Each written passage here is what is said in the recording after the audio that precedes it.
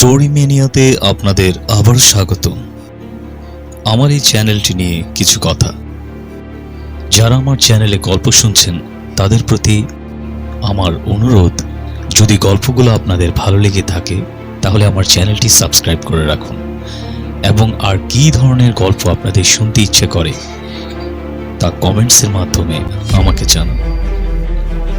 আজ আমাদের পরিবেশনা আসাদ বিন হাফিজের লেখা গাজী সালাহুদ্দিন আইয়ুবীর ফিলিস্তিন জয়ের দুঃসাহসিক অভিযানের গল্প ক্রুসেড। আজ ক্রুসেডের সিজন 1-এর পঞ্চম পর্ব। তাহলে চলুন আর দেরি না করে শুনে আসি আসাদ বিন হাফিজের লেখা গাজী সালাহুদ্দিন আইয়ুবীর দুঃসাহসিক গল্প ক্রুসেড।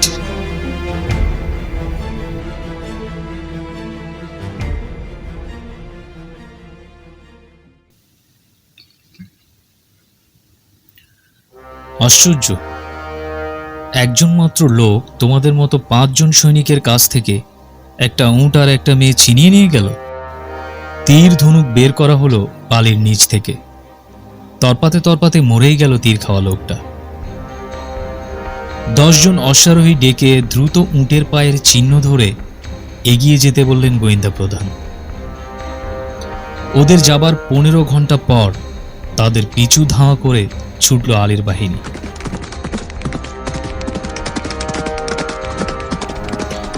খাওয়া এবং বিশ্রাম ছাড়া উট এক নাগারে 6-7 ঘন্টা চলতে পারে। ধরা পড়ার ভয়ে দ্রুত এগিয়ে যাচ্ছিল ফখরুল। মরুর জাহাজ উটও তার সহযোগিতা করছিল। পথে 2 জায়গায় উট বসার চিহ্ন পাওয়া গেল। পাশে খেজুরের বিচি, ফলের খোসা। আরো কিছুটা এগিয়ে আলী খাবার রাখার 2টো থলে কুড়িয়ে পেলেন। একটা খালি, অন্যটাতে তখনও বেশ কিছু খাদ্যদ্রব্য অবশিষ্ট ছিল। খাবারগুলো নাকের কাছে নিতেই পরিচিত একটা গন্ধ নাকে লাগলো। আলী বললেন, এই খাবারে হাসিস মেশানো। থলে 2টো নিয়ে আবার চলতে লাগলো কাফেলা। বিচক্ষণ আলী সময় নষ্ট না করে কাফেলাকে নিয়ে দ্রুত এগিয়ে চললেন। ফখরুল মিস্ত্রি এবং মুবি ধরা পড়লেও কিছু যায় আসে না। সালাহুদ্দিন আইয়ুবীর বিরুদ্ধে সুদানি সেনাবাহিনীকে নতুন করে প্ররোচিত করার কিছুই ছিল না। মুবির প্ররোচনা ছাড়াই আইয়ুবীর বিরুদ্ধে ঘৃণার বিষ ভরা ছিল ওদের হৃদয়গুলো। এ বিষ ওদের পান করিয়েছিল নাজি। ফাতেমি খেলাফতের সেনাপতিরা ছিল নামে মাত্র জেনারেল। ওরা ছিল অকর্মণ্য ও বিলাসপ্রিয়। আইয়ুবীকে অর্থবহ প্রমাণ করতে চাইছিল ওরা। মুসলিম শাসকরা খ্রিস্টান এবং ইহুদি যুবতীর রূপের হারেমে বন্দী। উপদেষ্টাদের বেশিরভাগ ইহুদি বা খ্রিস্টান। ভোগ আর সুরার অন্ধকারে হারিয়ে গিয়েছিল ওদের বিবেক। ওদেরকে হারেমের আনন্দ থেকে বঞ্চিত করবেন আইয়ুবী, জাগিয়ে তুলবেন জাতির বিবেক, জেগে উঠবে মানবতা। এ অসহ্য। শেরে কোহের শাসন থেকেই ওরা বুঝেছিল সালাহুদ্দিন আইয়ুবী তাদেরকে ধর্মের বন্ধনে আবদ্ধ করবেন। তাই তার সব পরিকল্পনা ব্যর্থ করে দিতে চাচ্ছিল ওরা। কিন্তু এজন্য সাহায্যের আশায় হাত বাড়ালো খ্রিস্টানদের কাছে। নুরুদ্দিন জঙ্গি না হলে সুলতান সালাহুদ্দিন আইয়ুবীর ইতিহাস হয়তো অন্যভাবে লেখা হতো। বিশ্বের মানচিত্রে খুঁজে পাওয়া যেত না এতগুলো মুসলিম রাষ্ট্রের অস্তিত্ব। আলীর চিঠি পেলেন নুরুদ্দিন জঙ্গি। ঘোড়সওয়ার এবং পদাতিক মিলে 2000 সৈন্য পাঠালেন আইয়ুবীর সাহায্যে। এদিকে নাজির মৃত্যুর সংবাদ পৌঁছে গেল সুদানি সেনা শিবিরে। সুলতান যুদ্ধের ময়দানে। মিশরে রয়েছে অল্প কজন সৈন্য। আক্রমণের এটাই সুবর্ণ সুযোগ। মিশরের সেনা ছাউনিতে হঠাৎ আক্রমণ করা হবে এই সিদ্ধান্ত নিল ওরা। অবশেষে মিশরে পৌঁছল আলীর ক্ষুদ্র কাফেলা। মুবি এবং ফখরুলকে পাওয়া যায়নি। সুদানি হেডকোয়ার্টারে নিয়োজিত গোয়েন্দাদের ডেকে পাঠালেন তিনি এক গোপন আস্তানায়। গত রাতে একটা উট এসেছে, আরোহী একজন পুরুষ ও একজন যুবতী। কোথায় উঠেছে ওরা কোথায় উঠেছে গোয়েন্দা তার বিশদ বর্ণনা দিল। সুদানিরা মুসলিম ফৌজেরই অংশ। ইচ্ছে করলে আলী যে কারো বাসায় তল্লাশি নিতে পারে, কিন্তু এতে আগুনে ঘি ঢালা হবে, আরো ক্ষেপে যাবে সুদানি ফৌজ। মুবিকে গ্রেফতার করা তার আসল উদ্দেশ্য নয়, তার উদ্দেশ্য ওদের পরিকল্পনা জানা। নতুন নির্দেশ দিয়ে গোয়েন্দাদের ফেরত পাঠালেন তিনি। 4 দিন পর্যন্ত রাজধানীর বাইরে ঘোরাঘুরি করলেন আলী। পঞ্চম রাতে খোলা আকাশের নিচে বসে আছেন তিনি, বিশ্রাম করছেন আর ফাঁকে ফাঁকে শুনছেন গুপ্তচরদের রিপোর্ট। এক গোয়েন্দা একটা লোককে ধরে নিয়ে এলো। পা কাঁপছিল লোকটার, পড়ে যাচ্ছিল বারবার। গোয়েন্দা বলল, ওর নাম নাকি ফখরুল মিস্ত্রি। জড়ানো কণ্ঠে ও শুধু বলছে, আমাকে আমার সেনাবাহিনীর কাছে পৌঁছে দাও। ফখরুল গোয়েন্দা প্রধানের সামনে বসল। একটা মেয়ে নিয়ে যে পালিয়ে এসেছে, তুমি কি সেই কমান্ডার? আমি সুলতানের রক্ষী বাহিনীর সেই পলাতক আসামি। মৃত্যুদণ্ডই আমার প্রাপ্য। তবে আমাকে মারার আগে আমার কথা শোনো, নয়তো তোমরা সবাই মারা পড়বে। আলী বুঝলেন কমান্ডারের এখনো নেশা কাটেনি। তাকে অফিসে নিয়ে গেলেন। পথে পাওয়া খাবারের থলে দেখিয়ে বললেন, এটা কি তোমার? এখান থেকে কে খেয়েছে? হ্যাঁ, ও আমাকে এ থেকে খাইয়েছে। আলী থলে খুললেন। গুড়ের মতো একটা টুকরা বেরিয়ে এলো। এক ঝটকায় টুকরাটা হাতে তুলে নিল ফখরুল। মুখে দেওয়ার আগেই আলী তার হাত ধরে ফেললেন। দোহাই আপনার, ছেড়ে দিন। এর ভেতর আমার জীবন, আমার আত্মা। আগে সব কথা খুলে বলো, এরপর এর সবই তোমার। কমান্ডারকে এন্ট্রি ড্রাগ খাওয়ানো হলো। কিছুটা প্রকৃতস্থ হলে গোটা কাহিনী বলল সে। ব্যবসায়ীরা আমাকে কফি পান করালো। মনে হলো অন্য পৃথিবীতে পৌঁছে গেছি আমি। মেয়েটা আমাকে ভালোবাসার কথা বলল, লোভ দেখালো বিয়ের। আমরা দুজন উঠে সওয়ার হলাম। পথে ধরা পড়ার ভয়ে বিশ্রাম করেছি কম। ও আমাকে জড়িয়ে ধরে আদর করত। আমার পাশবিক সত্তা জেগে উঠলে বলতো, এখন নয়, বিয়ের পর ওসব হবে। উটের সাথে খাদ্যের 2টো ব্যাগ, একটা থেকে ও খেত, আমাকে দিত অন্যটা থেকে।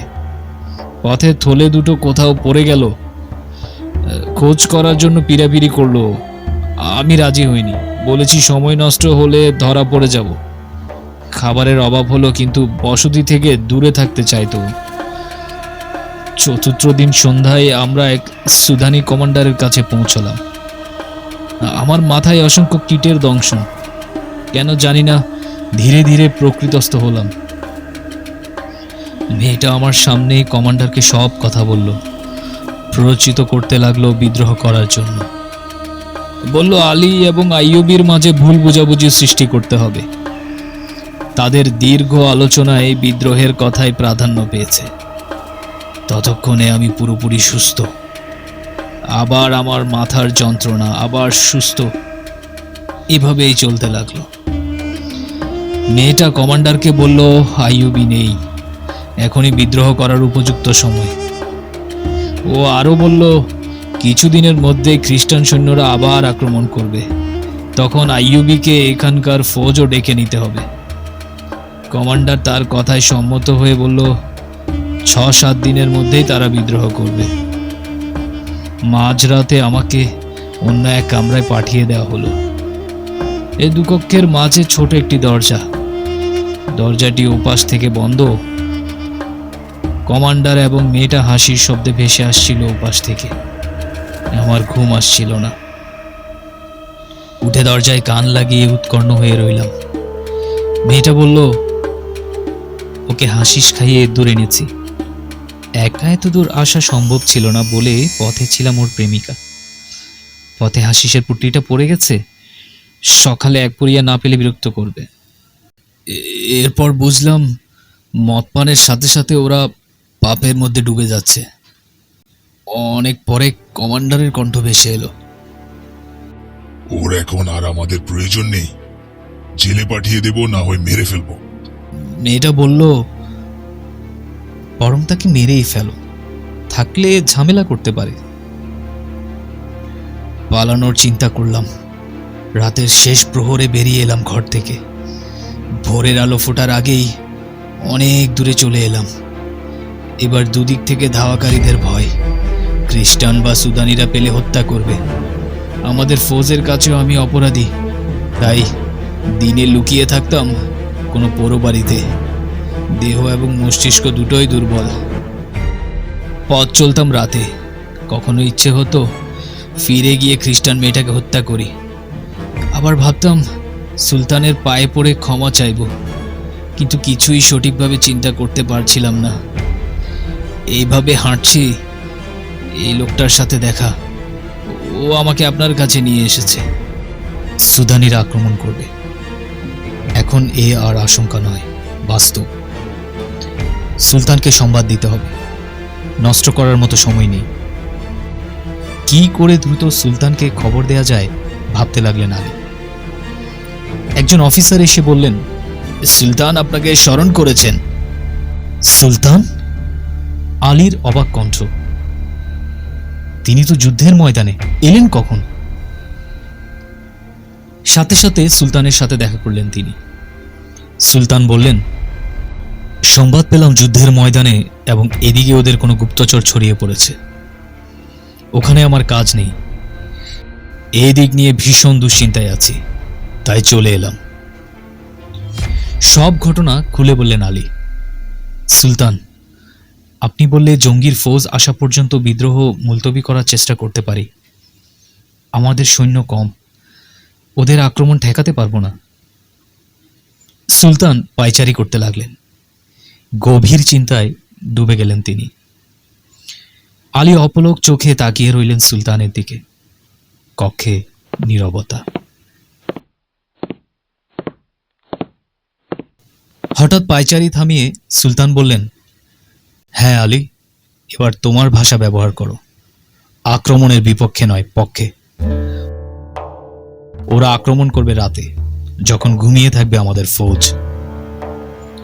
আলীর চোখে অবাক বিস্ময়। সুলতান মুখ খুললেন, সব কমান্ডারদের ডেকে নিয়ে এসো। মনে রেখো, আমি এখনো যুদ্ধের ময়দানে। আমি এসেছি, কেউ যেন জানতে না পারে। 3 রাত পর গভীর নিদ্রায় ঘুমিয়ে আছে সমগ্র কায়রো। একদিন পূর্বে ফৌজকে শহরের বাইরে যেতে দেখা গেছে। বলা হয়েছে সামরিক মহড়ায় অংশ নিতে যাচ্ছে ওরা। নীল নদের পারে বালিয়ারি আর টিলা। টিলা এবং নদীর মাঝখানে ছাউনি ফেলল ওরা, পদাতিক এবং অশ্বারোহী সৈন্য। মাঝরাতে অশ্বক্ষুরের শব্দে ঘুম থেকে জেগে উঠল কায়রোবাসী। শহরের বাইরে যেন রোজ কিয়ামত। ওরা মনে করল সামরিক মহড়া। শব্দগুলো এগিয়ে আসছে। বাড়ির ছাদে উঠে এলো উৎসুক জনতা। দিগন্তের আকাশ লাল হয়ে উঠেছে। দেখা গেল নীলের শান্ত বুক থেকে উঠে আসছে অগ্নিগোলক। ছাউনি লক্ষ্য করে রাতের বুক চিরে এগিয়ে আসছে তীব্র গতিতে। শহরময় ছড়িয়ে পড়ল অশ্বক্ষুরের ধ্বনি। মানুষ জানল না সুদানি ফৌজের বেশিরভাগ জ্বলন্ত আগুনে দগ্ধ হচ্ছে। সুলতান আইয়ুবীর কৌশল আবারও অভ্রান্ত প্রমাণিত হল। নীল আর পাহাড়ের মাঝের বালিয়ারিতে তাঁবু ফেলল তার ক্ষুদ্র বাহিনী। সুদানি ফৌজ দুভাগে ভাগ হল। মধ্যরাতে এক ভাগ মার্চ করল রোম উপসাগরের দিকে। সেখানে পরাজিত হয়েছে খ্রিস্টান বাহিনী। অন্য ভাগ নীলের পাড়ের ছাউনিতে আক্রমণ করল। সূর্যোদয়ের পূর্বেই রাজধানী দখল করবে ওরা। দ্রুততার সাথে সুদানি বাহিনী সুলতানের ফৌজের ছাউনি দখল করল। আচম্বিত তাঁবুতে নিক্ষিপ্ত হতে লাগলো আগুনের গোলা। নীল থেকেও ছুটে আসছিল অগ্নিগোলক। তাঁবুতে আগুন ধরে গেল। অবাক হয়ে ওরা দেখল আইয়ুবীর একজন সৈন্যও নেই তাঁবুতে। রাতের প্রথম প্রহরে এই সৈন্যদের সরিয়ে নিয়েছিল আইয়ুবী পাহাড় এবং নদীতে। ওদের দিলেন বহনযোগ্য কামান মিনজানিক। তাঁবুগুলো ভরে দিলেন তেলে ভেজা খড় এবং শুকনো ঘাস দিয়ে। সুদানি সৈন্যরা তাঁবুর কাছে এলো। পাহাড় এবং নদী থেকে নিক্ষিপ্ত তোপের আঘাতে আগুন ধরে গেল শুকনো ঘরে। সুদানি ঘরসোয়াররা পদাতিকদের পিষে ফেলতে লাগলো। চারদিক আগুনের লেলিহান শিখা।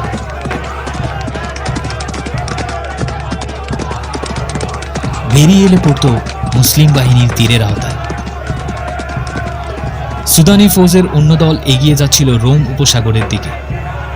তাদের ব্যবস্থাও করে রেখেছিলেন সুলতান আইয়ুবী। পাহাড়ের ফাঁকে লুকিয়েছিল কমান্ডো বাহিনী। সুদানি ফৌজকে পেছন থেকে আক্রমণ করত ওরা, অনেকটা গেরিলা কায়দায়। সৈন্যরা কিছু বোঝার আগেই পালিয়ে যেত। প্রচুর ক্ষতি স্বীকার করে আবার এগিয়ে চলত সুদানি বাহিনী। আবার পেছন থেকে আচমকা আক্রমণ। অন্ধকার রাত। এই অন্ধকারে কমান্ডোদের ধাওয়া করা অসম্ভব। ভোর পর্যন্ত 3 বার আক্রান্ত হলো ওরা। ভয় পেয়ে থেমে গেল ফৌজ। সামনে এগিয়ে যাবার সাহস হারিয়ে ফেলেছে ওরা। দিনের বেলায় কমান্ডাররা তাদের বোঝালো, সাহস ফিরিয়ে আনার চেষ্টা করলো সৈন্যদের। রাতে আবার আক্রমণ হলো। হঠাৎ মাল বোঝাই উটগুলো দিক বিদিক ছুটতে লাগলো। মাঝপথে আগুন জ্বলছে। মাত্র 2 রাতের কমান্ডো আক্রমণে সুদানি বাহিনী বিধ্বস্ত হয়ে পড়ল। সৈন্যদের মধ্যে গুজব ছড়িয়ে দিল আলীর গোয়েন্দারা। আরব থেকে বিশাল বাহিনী আসার সংবাদে ভয় পেয়ে গেল ওরা। যে যেদিকে পারল পালিয়ে গেল। নিঃশেষ হয়ে গেল সুদানি বাহিনী।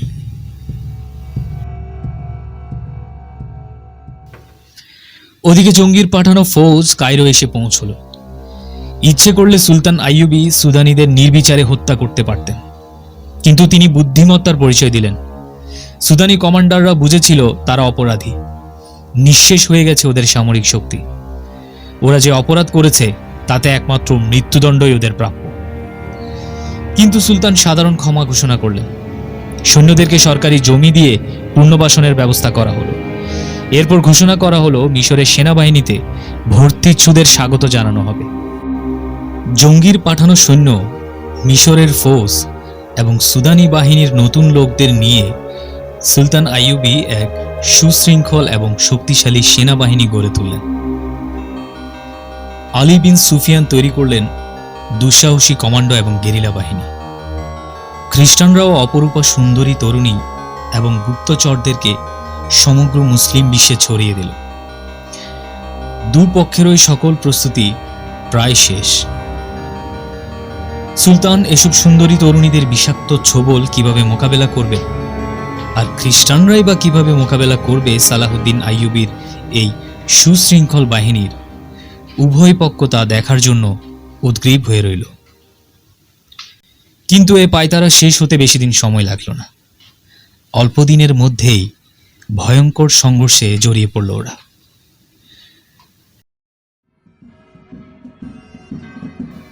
রোমের এক উপশহর। জরুরি সম্মেলনে যোগ দিতে এসেছেন খ্রিস্টান নেতৃবৃন্দ। এর মধ্যে রয়েছেন সম্রাট অগাস্টাস, সম্রাট রিমান্ড, এলমার্ক, সপ্তম লুইয়ের ভাই রবার্ট। এদের মধ্যে সবচেয়ে ক্ষুব্ধ দেখাচ্ছিল এমলারকে। খ্রিস্টানদের সম্মিলিত নৌবাহিনীর প্রধান তিনি।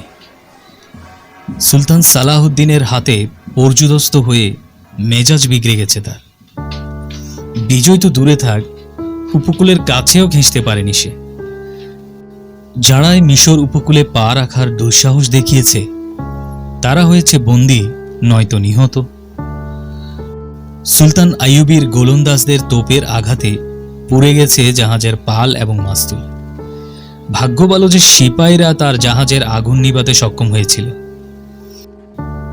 পাল ছেঁড়া জাহাজ ঢেউয়ের দোলায় এগিয়ে গিয়ে পড়ল সামুদ্রিক ঝড়ের কবলে। অনেক জাহাজ এবং নৌকা ঝড়ে ডুবে গেল। তার জাহাজের মাঝিমাল্লা সাহসিকতার সাথে ঝড়ের মোকাবেলা করল। একদিন পৌঁছল সমুদ্র উপকূলে। তীরে নেমেই মাঝিমাল্লাদের পুরস্কৃত করল এমলার্ক। খ্রিস্টান নেতারা তার জন্য অপেক্ষা করছিলেন। সম্মেলনের উদ্দেশ্য পরাজয়ের কারণ নিয়ে পর্যালোচনা করা। কেউ কি তাদের সাথে প্রতারণা করেছে? কে সে? নাজি? তার চিঠি পেয়েই নৌসেনা পাঠানো হয়েছিল। নাজির চিঠি তাদের কাছে নতুন নয়। আগের লেখাগুলোর সাথে এ লেখার হুবহু মিল। ওরা আবার চিঠি খুলে বসল। কেমন যেন সন্দেহ হচ্ছে। কায়রো থেকে গোয়েন্দারা কোনো সংবাদ দেয়নি। নাজি কোথায় তাও ওরা জানে না। এদিকে রাগে কাঁপছিল এমলার্ক। আইয়ুবীকে হাতে পায়ে শিকল পরিয়ে নিয়ে আসবে বলে ঘোষণা দিয়েছিল সে। তার দর্প চূর্ণ হয়ে গেছে। এমলার্ক পরাজিত, ক্লান্ত। কোনো সিদ্ধান্তে পৌঁছতে পারল না ওরা। সম্মেলন পরদিনের জন্য মুলতবি ঘোষণা করা হলো। রাতে মদের আসর চলছে। এক অপরিচিত মুখ ভেতরে এলো। শুধু রিমান্ড চেনে তাকে, বিশ্বস্ত গোয়েন্দা। আক্রমণের দিন সন্ধ্যায় তাকে মিশরের উপকূলে পৌঁছে দেওয়া হয়েছিল। তার চোখের সামনে নিশ্চিহ্ন হয়ে গেছে খ্রিস্টানদের নৌবহর। রিমান্ড গোয়েন্দাদের সাথে সবার পরিচয় করিয়ে দিল। ভিড় জমে উঠল তার চারপাশে। গোয়েন্দা বলল, আহত হওয়ার ভান করে রবিন আইয়ুবীর ছাউনিতে পৌঁছে গেছে। রবিনের সহযোগী 5 জন ছিল, ব্যবসায়ীর পোশাকে। তাদের একজন ক্রিস্টোফার। সে তীর ছুঁড়েছিল আইয়ুবীকে লক্ষ্য করে, লাগেনি। ধরা পড়েছে 5 জনই, সাথে 7টা মেয়ে। ওরা চমৎকার গল্প ফেঁদেছিল। আইয়ুবী মেয়েগুলোকে রেখে ছেড়ে দিয়েছিল বাকি 5 জনকে।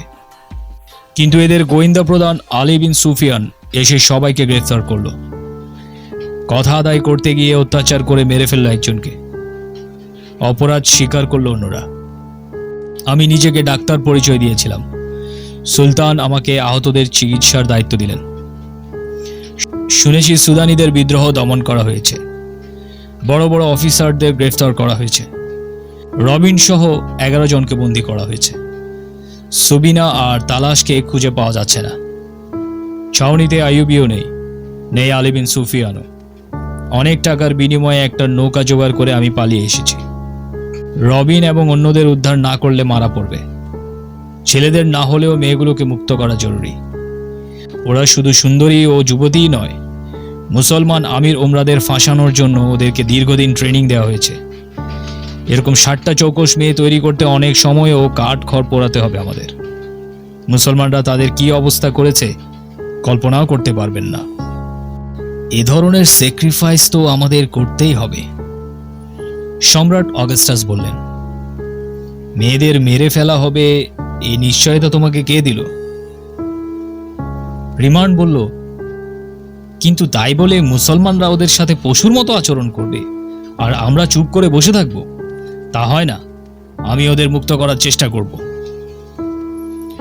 রবার্ট বলল, ভালো ব্যবহার করে মুসলমানরা ওদেরকে আমাদের বিরুদ্ধে ব্যবহার করতে পারে। ওদের মুক্ত করা আমাদের দায়িত্ব। আমরা অর্ধেক সম্পদের জন্য ব্যয় করতে প্রস্তুত। ওরা মেয়ে বলেই এত দামি তা নয়। গোয়েন্দাটি বলল, ওরা প্রশিক্ষণ প্রাপ্ত। তাছাড়া এইসব ঝুঁকিপূর্ণ কাজে এমন মেয়ে কটাই বা পাওয়া যায়? আপনাদের যুবতী মেয়েরা কি এইভাবে শত্রুদের হাতে নিজেকে তুলে দিতে পারবে? পারবে কি শত্রুর ভোগের সামগ্রী হয়ে গুপ্তচর বৃত্তি করতে? মৃদু হাসির জাদু দিয়ে পারবে বড় বড় দুশ্মনকে পদানত করতে? যদি শত্রুরা ওদের পরিচয় জানতে পারে তবে ওদের মৃত্যু অনিবার্য। হ্যাঁ, প্রচুর টাকার বিনিময়ে আমরা ওদের নিয়েছি, ট্রেনিংও দিয়েছি, বিভিন্ন ভাষা শিখিয়েছি। এমন অভিজ্ঞ মেয়েগুলোকে হাতছাড়া করা ঠিক হবে না। সম্রাট অগাস্টাস প্রশ্ন করলেন, তোমরা কি মনে করো ওদের বের করে আনা যাবে? জি, শুধু কজন সাহসী লোক প্রয়োজন। হয়তো 2-1 দিনের মধ্যে ওরা ওদেরকে কায়রো নিয়ে যাবে।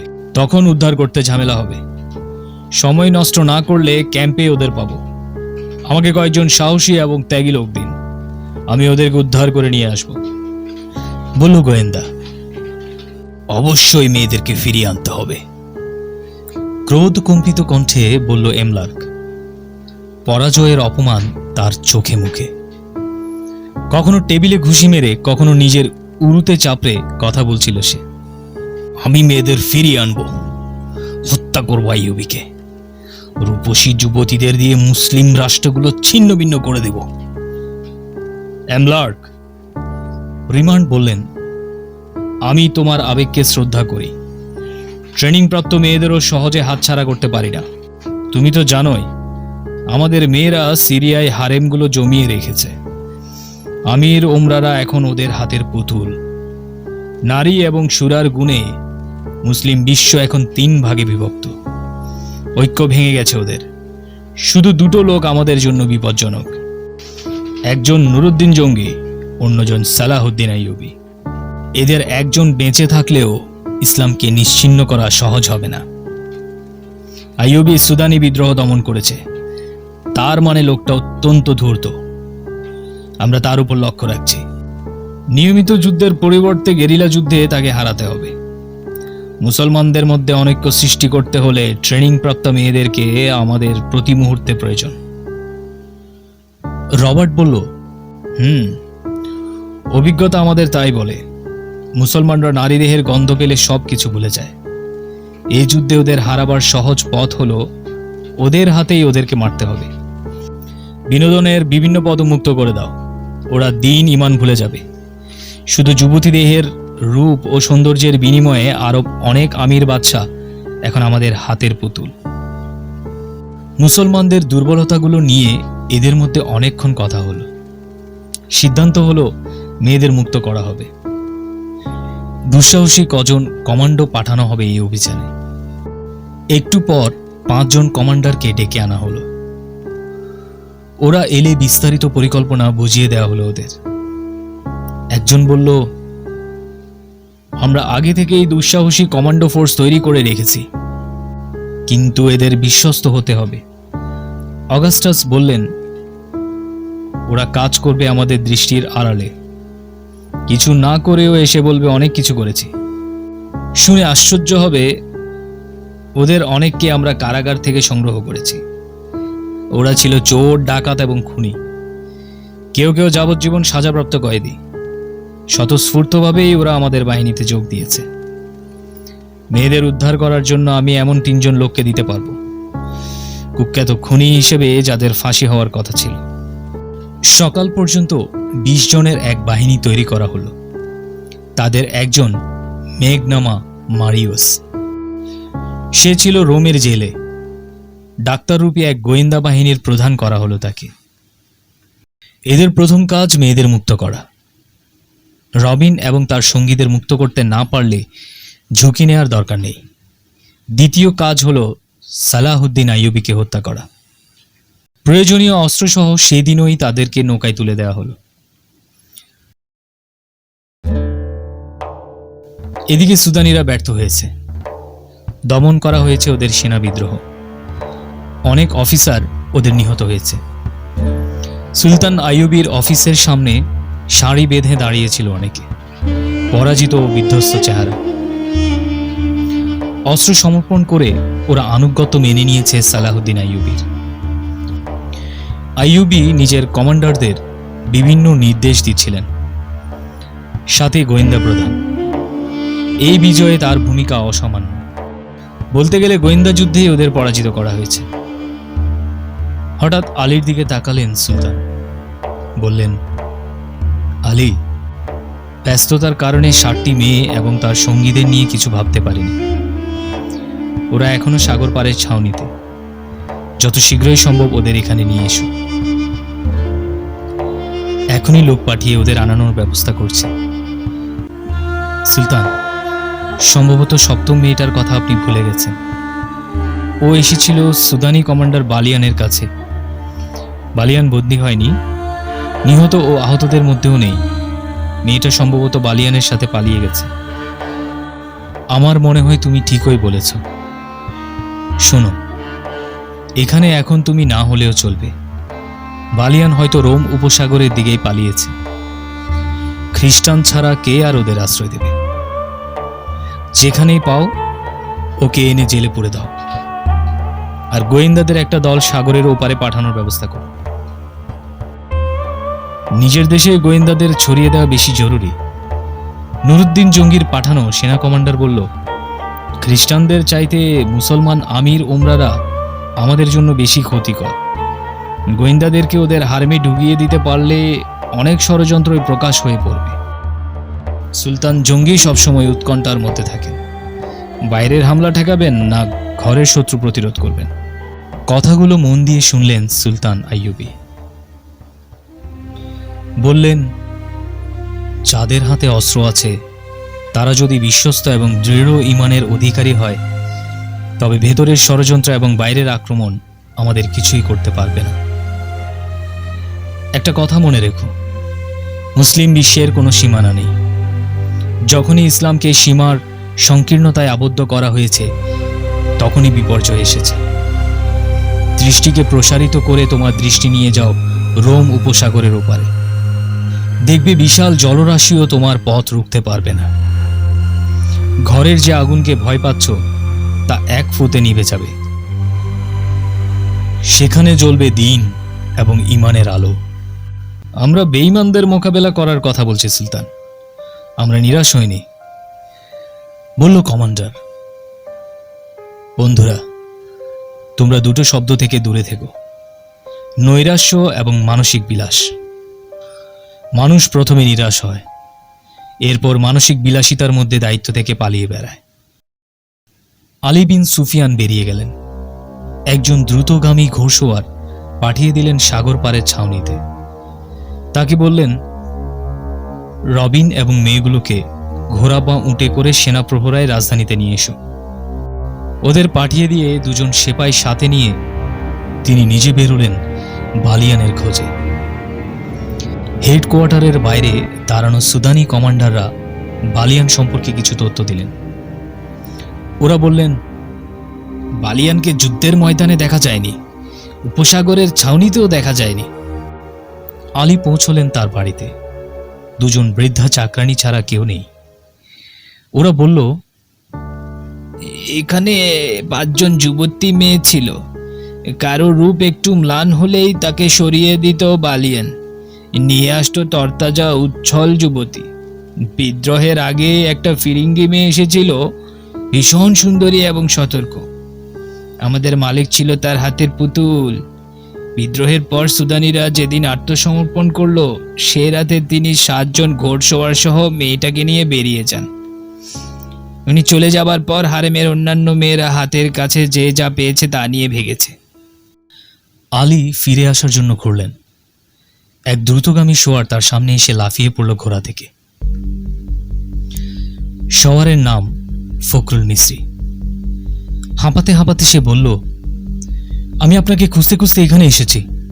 বালিয়ান এবং সেই মেয়েটাকে আমি খুঁজে পেয়েছি। ওরা কোন দিকে গেছে আমি জানি, ওদের পিছু নিয়েছিলাম আমি, কিন্তু ওদের সাথে 7 জন সশস্ত্র প্রহরী থাকায় আমি ফিরে এসেছি। আমি প্রতিশোধ দিতে চাই। ওদের দুজনকে নিজের হাতে হত্যা করতে না পারলে আমি শান্তি পাবো না। আমি একা, খোদার দিকে চেয়ে আমার সাথে কয়েকজন সিপাই দিন। শান্ত হও। ওরা কোথায়? ওরা রোম উপসাগরের দিকে যাচ্ছে, তবে ওরা পথ চলছে খুব সাবধানে। সাধারণত তারা বড় রাস্তা এড়িয়ে পার্শ্ববর্তী সরু রাস্তা মারিয়ে যাচ্ছে। ফখরুল মিসরি দ্রুত নুয়ে আলীর পায়ে হাত রেখে অনুনয় করে বলল, আমি ওদের বেছু নেব, হত্যা করব ওদের। দয়া করে আমার সাথে মাত্র 4 জন সিপাই দিন। আলী তাকে শান্ত করলেন। 4 জন নয়, 20 জন সোয়ার দেব। ওরা এত শীঘ্র সাগর পারে পৌঁছাতে পারবে না। আমরা ওদের পিছু নিচ্ছি, তুমিও থাকবে আমাদের সাথে। ওদের খোঁজ পেয়ে আলী এবার নিশ্চিন্ত মনে ওদের পিছু নিলেন। শেষ হলো আমাদের আজকের পরিবেশনা আসাদ বিন হাফিজের লেখা গাজী সালাহুদ্দিন আইয়ুবীর দুঃসাহসিক গল্প ক্রুসেড। ক্রুসেডের পরবর্তী পর্ব নিয়ে খুব শীঘ্রই আপনাদের সামনে হাজির হব আমি জামান। সেই পর্যন্ত শুভরাত্রি।